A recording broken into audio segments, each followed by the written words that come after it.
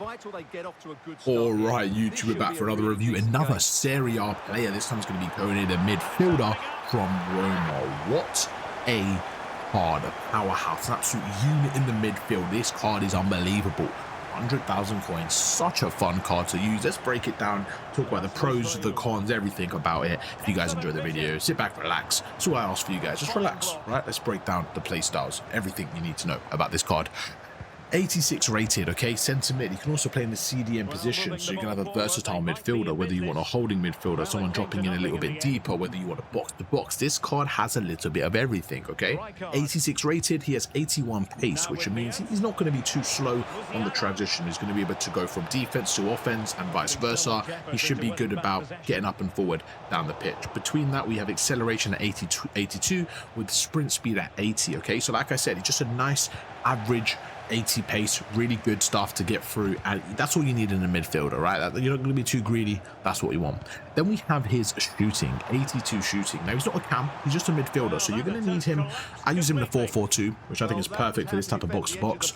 You do want some shooting. You don't want a midfielder that can't shoot. You want him at the edge of the box, maybe the late runs in. You want someone that can just finish the goal. And to be fair, 80 shooting, 93 shot power, he can absolutely do that. Now I know he only has 82 shooting, so it doesn't look too high, but if you actually look at his stats and break it down, he has 61 volleys with 60 penalties. Obviously that's going to be really low, right?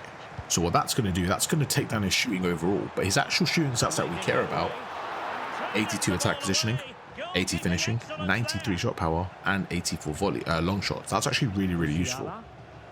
Then we go to his passing. So his passing at 82, and again, you have to really look between the lines here. What do we have in his passing? We have his vision. His vision's at 82, crossing at 77, free kick accuracy at 80. This really, sorry, 60. This really brings down the card's average. Then he has short pass at 87, long pass at 83, curve at 77.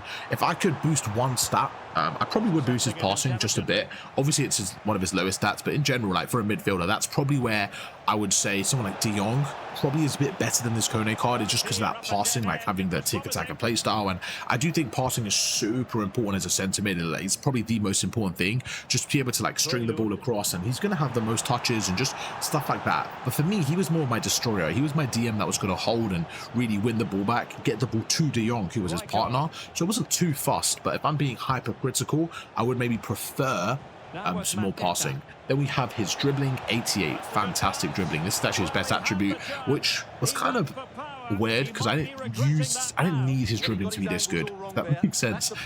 It's like, it was nice, but it was like a luxury. It wasn't a necessity to me. But yeah, really good dribbling, 88 dribbling. I mean, he's just really solid. 89 in-game dribbling, 89 ball control, 86 reaction, just great overall, really good. Then you have his defending, really solid as well. Like he's got 90 standing tackle, 81 slide tackle, 86 interceptions. So as a DM, he was fantastic. Physicality, 86 as well. Like great job there. 86 stamina, 86 strength, really solid. What are the pros of this card before we go into the play styles? Actually, let me do play styles first. So play styles, let's talk about his overall play styles. Scoring, he's got the power shot. I feel like for this card, it actually works out okay. Even though I don't utilize the power shot too much, with his shot power and the way he's going to play for me at the edge of the box, 93 shot power, 84 long shots, you could definitely get away with having him in the edge of the box and just having a few power shots. I think that could definitely be a way of scoring goals. His passing, he does have pinged pass. It's not a plus, not like a playstyle plus, but it's good. You can really use your RB and A, so you can spam the passes, the power passes. What I really like the combination of is having someone like this Koné card in midfield, RB and A into someone like Wilson, who has first touch. And when you have someone with a first touch playstyle, and then the player has ping pass into them, it's almost a perfect combination because the pass is going to be more powerful and the first touch is going to be able to receive it effortlessly. So you can really utilize that combo to make good connections. So I would really recommend having a midfielder with ping pass or tick attacker and have a striker with first touch and just try those combinations and see how it works. You see how fast the ball can transition. Defending is no play styles. Bit of a problem because he is so good defensively in terms of his card. You want some defensive play styles. I would have loved to have like jockey or intercept. That would have been really good. Or anticipate, even slide tag, whatever. Just something there to help me out a little bit defensively. And that's something where, again, I think it could have been a little bit nicer there, but we'll go through that as we break down the cards, pros and cons.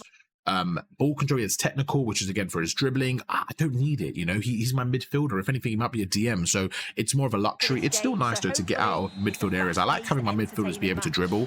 For this card, it's more of a, like I mentioned multiple times, it's a luxury. You know, I want him defensively first, but his dribbling is fantastic. So if I'm in the midfield, I don't worry with him at all. If he's got the ball, not a problem. He'll be able to get through, and it's just, it feels nice having a defensive like midfielder that can dribble. It feels really nice. Then you have his physicality. He does have the relentless playstyle, which I think is excellent for this type of card. Box to box, it's going to give him a little bit more of a stamina boost throughout the game. He's not going to be fatigued, and you don't want your midfielders being fatigued. That's the one area on the pitch you do not want to be fatigued. Really, really important. Okay, pros. What are his pros? Hooligan, 80 plus rated. You guys know Hooligan. Hooligan is from many FIFAs ago. He was like one of the first cards I had like 80 plus in every stat, and from then it was Hooligan, you had Nangolan, you had like Mycon's team of the season. These are cards that just basically have 80 plus in everything, and what that means is they're just all rounded. They are just super solid. Like, they're going to be able to do a little bit of everything, and most times you're going to get either a midfielder or a fullback with that. But when your midfielder has Hooligan, it's like a Marquisio, Nangolan. They're just solid. They're just really solid. They're going to give you an 8 out of 10 in every attribute. That's basically what it means. Your pace is going to be 8 out of 10. Your shooting is going to be 8 out of 10. Your passing is 8 out of 10. Your dribbling is 8 out of 10. Your defending is 8 out of 10. Your physicality is 8 out of 10. You just get so much out of this one card in every area, and I really like that. So yeah, great positive is having him a part of the Hullet gang. Really good stuff there. His chemistry links. I wanted to mention this because I just feel like he's such a key player for hybrids. I mean, he's French, which has so many good players. You can link Dembele, you can link Mbappe, you can get your Salibas in from the Premier League. You can just do so many different routes. You can go La Liga, you could go Premier League, you can go Bundesliga, you can go wherever you need to go. You can go, and then obviously he's from the Serie A, from Roma, so you have so many links with this card. I feel like having him in the midfield, you can just plug and play and just really get so many cards involved. So if you're looking for a hybrid, I just think he's an excellent choice there. His next pro I wrote was his dribbling. Again, I kind of mentioned it briefly with the play styles and stuff, but I just feel like having a midfielder with really good dribbling is just like, it feels super nice. It reminds me of Modric. Modric had really good dribbling in FIFA. And I remember, like, in midfield, sometimes you get the ball to him and he's, you know, when they're clunky, like the DMs that are clunky, you have to pass to the other midfielder. I just loved having the option of Koné there, where he was able to just kind of have the ball in midfield and just dribble around and just really spread the map, spread the pitch. One thing I really liked as well, I didn't include in his pro, that I think was really good, was the AI defending with him. Like, his defending was really good, but I found it a surprise he had no defending playstyles.